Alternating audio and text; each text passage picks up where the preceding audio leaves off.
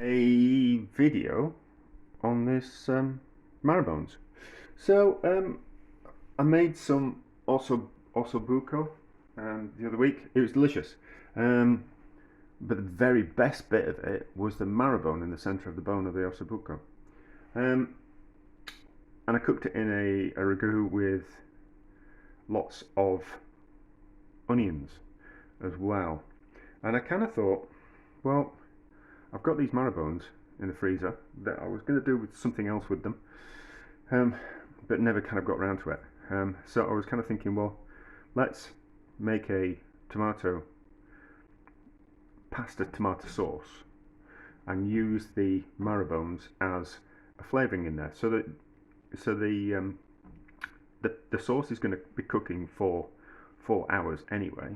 So we might as well have these bones in there for 4 hours, and they'll release flavour into the tomatoes and the vegetables, and we'll also get that lovely bit of marrowbone in there as well. So it'll be a bit of an experiment.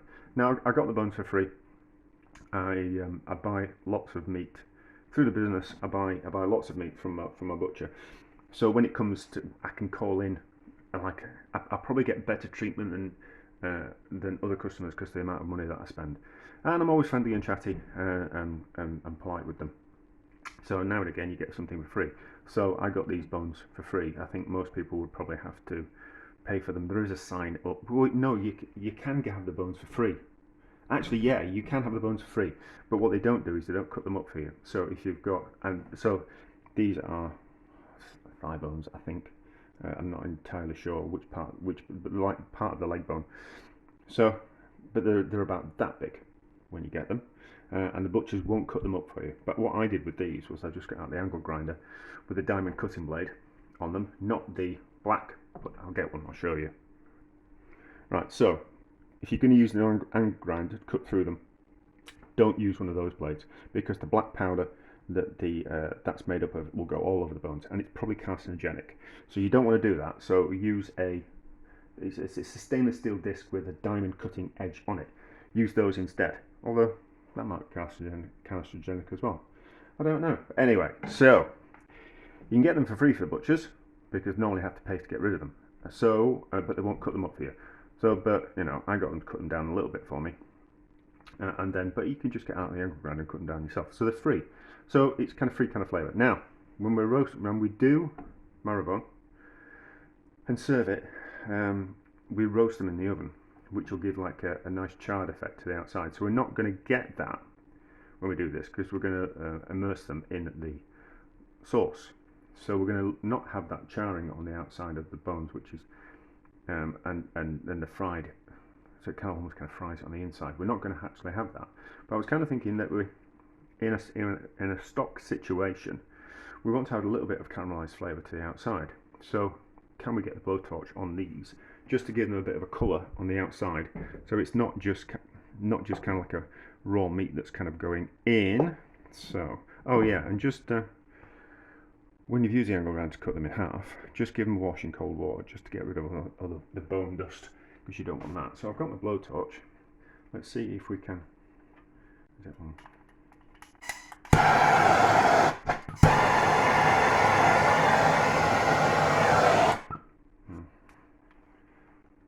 Where's that one?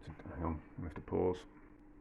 That's right, freed it up. So, can we just char them on the outside? We don't want to roast them in the oven because that's going to melt the marrowbone on the inside.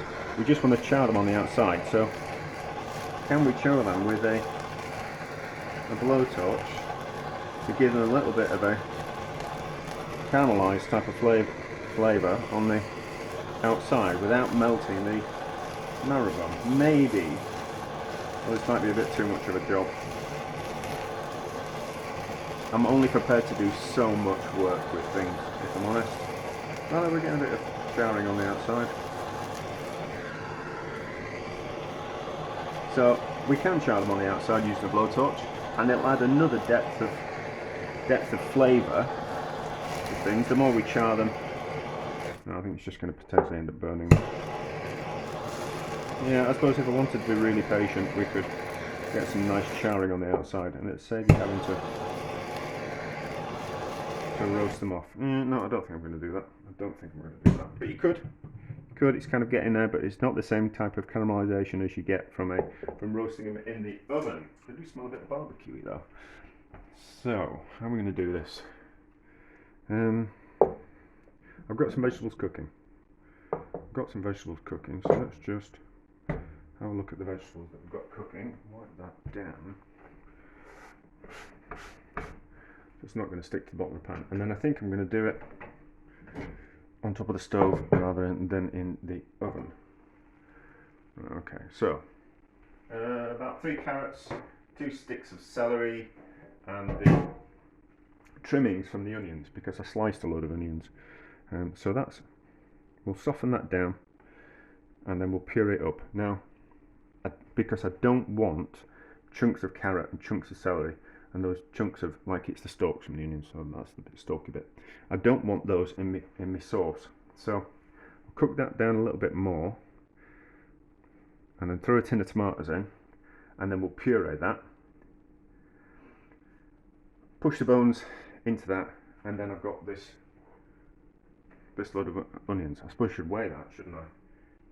So let's get the weighing scales out. I'm not going to pause the camera again, just so we get an idea of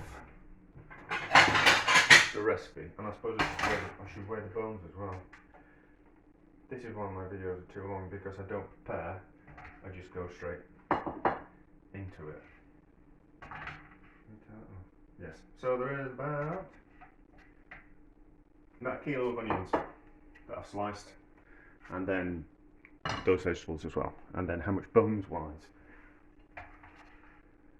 and we can get proper get a recipe.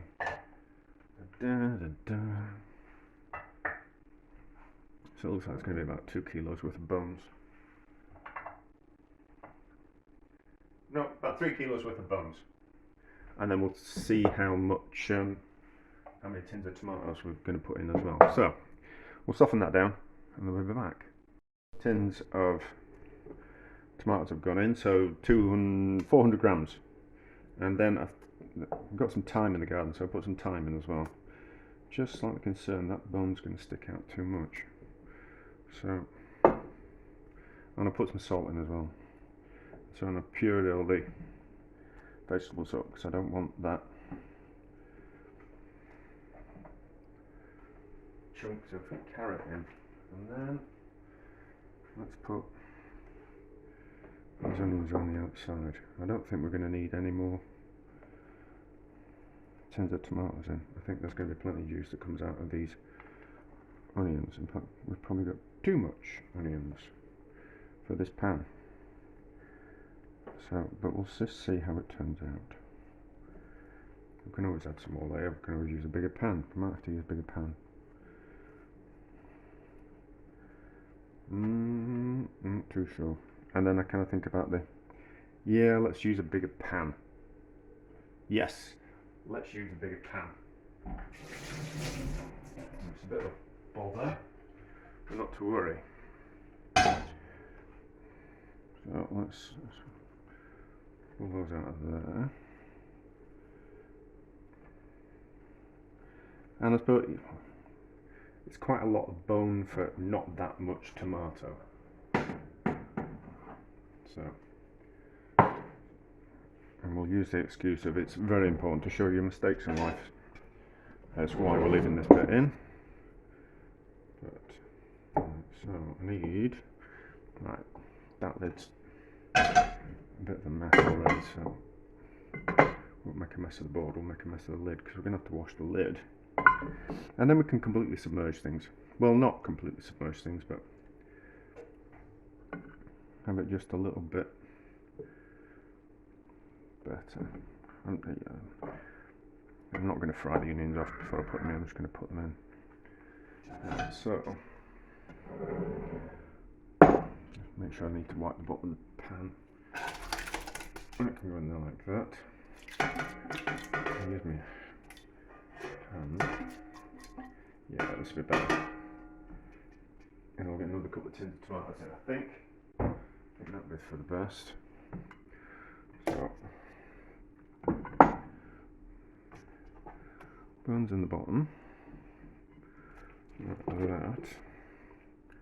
Yeah, this is going to be better.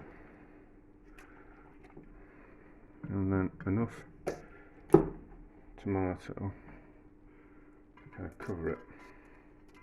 And then like that out of the way. Those can go in there. Let's wash my hands. I did a cloth. Start this cooking because otherwise it's not going to be ready when I want to eat it. So we'll start off the cooking process right there like that. Heat underneath it. Put some salt in there as well. So these are chopped. Well, instead of chopped. Yeah, these are chopped. The other ones weren't. I had to pure them down further. So yeah, so another couple of tins of tomatoes, which I think I was just slightly concerned that it's quite a lot of bone, and there's going to be quite a lot of bone marrow that comes out of it, so it might be a little bit too rich. But if we put more tomato in, it won't be as rich and as luxurious. But you don't always want things that are just going to be completely overly rich. Yeah, like you want some fat, but you don't want it to be greasy in cooking, and you want things to be luxurious but not overly rich either. So, and it's going to cook down for a long time. So, what's on the bottom of the pan? Yeah, they're on the bottom of the pan. There, and then onions round and about. Actually, we'll put a little bit more salt in. So we'll put another 2 tins of tomatoes in, a little bit more salt, and then onions all around, and then lid on. And this pan's too big for the oven, so we'll just put it on. Once we've got it brought it up to temperature, we'll turn it down to a really slow bubble, and then just let it cook for the rest of the afternoon into early evening, and then it'll be. We'll see what we're going to do with it. But I think we're going to cook. We'll cook some of the ragu with. Well, we'll taste the bone marrow, but then I think we'll have the ragu with some pasta for dinner tonight. I think that's my plan. So move that around. Can always add another tin of tomatoes, which we probably will do a bit later on. But what we can do is the tomatoes. Stewed tomatoes taste differently to tinned tomatoes taste differently to fresh tomatoes, and then obviously tomatoes that have been cooked down for a long time taste different again. What we can do with sauces is we can add some celery. That can go in. We can add some tomatoes back at the end of the cooking process, just to kind of freshen up the flavour a little bit too much. Things can be a little bit too luxurious, and too thick and too rich, that you kind of want to adjust that richness by adding some more tomatoes at the very end. But that's okay. We might add another 10 tomatoes, but we'll see. We'll see where it goes. So gently up to temperature. We don't want to burn it, but it's starting to bubble, so that's okay. Yeah, that'll be right. Yeah, so lid on, if I can find it,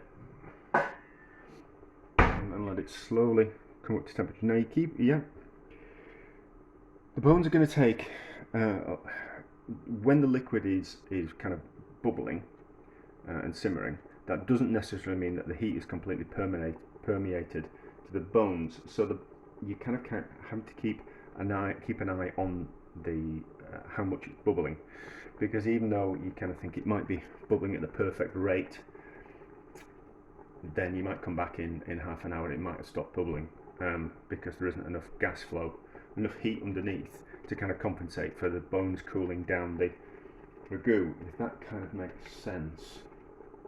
I don't know how to kind of describe that any better, but you just need to keep an eye on it that it ends actually bubbling, and it's because the temperature of the pan changes, and the bones will eventually cook all the way through, and everything will be at the same temperature, and then you'll get a steady bubble. That's it, isn't it? So once everything is at the same temperature, then you'll be able to control the amount that it's cooking. But up until everything, but it just takes longer for those bones the heat to permeate those bones. So it takes a while before you can get it down to a good temperature. I'm not doing a very good job of explaining that, but it's the same with cooking. These are all my videos too long because I go off on tangents.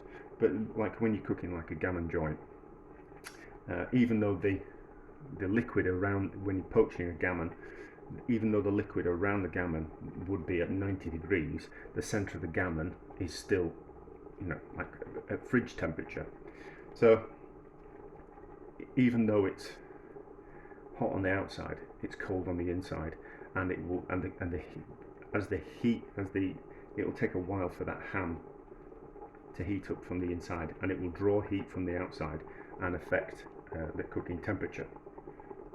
Still not doing a very good job of explaining that, but anyway, keep an eye on it, slow bubble, and then we'll give it like 4 hours, something like that, maybe 5, depending on what time I get home from swimming. Right, let's have a look. They have had quite a while, to say the least. We'll pick one out. Pick out that one. Oops, slippery little suckers.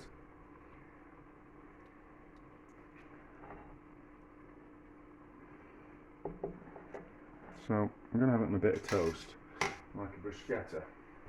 Hope I said that correctly. Let's just have a taste of the... Can we call it a ragu? I don't know. That's good. That's good. So, what we got? We need a bit of a knife, don't we? Which is going to be better. Don't know. Let's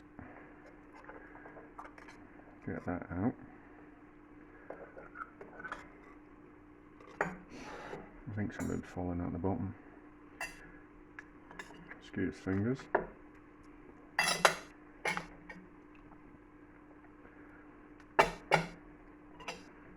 I think it'd be nice with that. A bit of tomato on as well.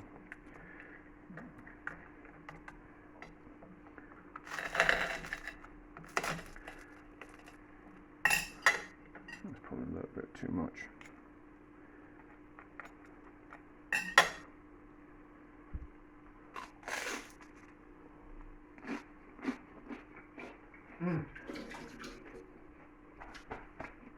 That's delicious.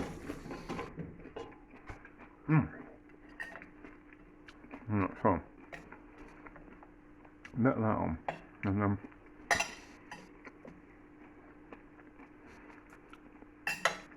some of that. I mean, it doesn't look good.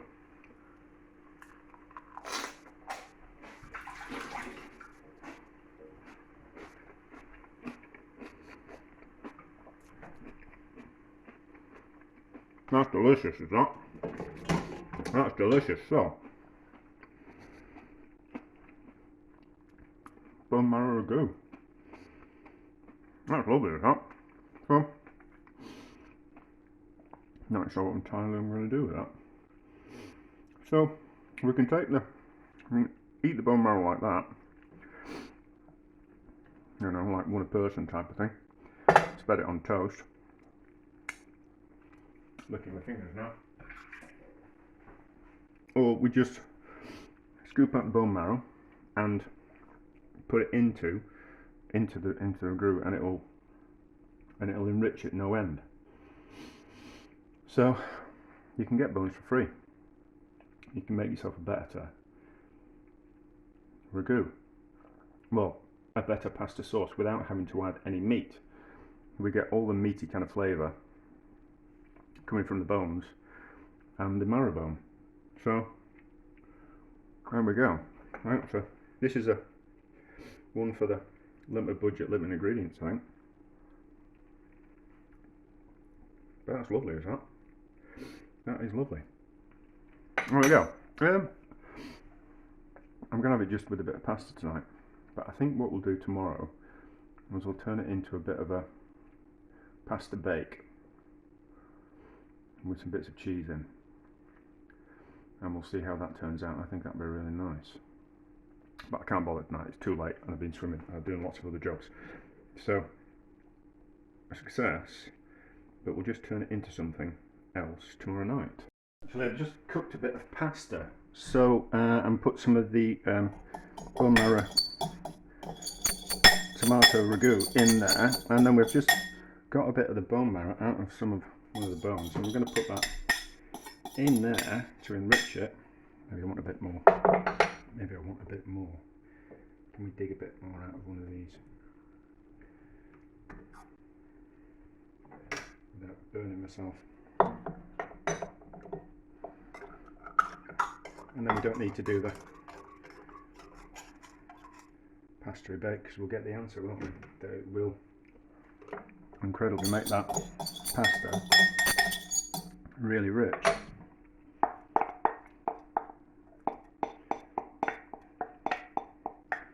So I just cooked the pasta in a little bit of water and then added the tomato at the end and then put a lid on it. So it kind of stewed on top of the stove more than anything. So, but not that dissimilar from baking in the oven. I'm going to put some cheese in it, but how does it taste? Just as like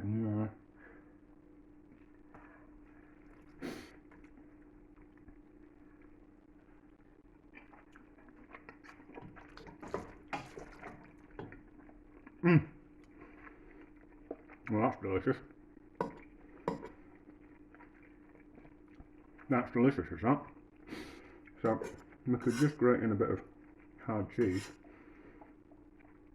and consider it's got no meat in. Well, it's got fat in it, hasn't it? It's not. So it's not got any meat in, but it's got that really kind of rich flavour to it. It's a little bit not greasy, but a bit oily because of the bone marrow. But that just makes it even nicer. I'm going to really enjoy having that because I'm absolutely starving.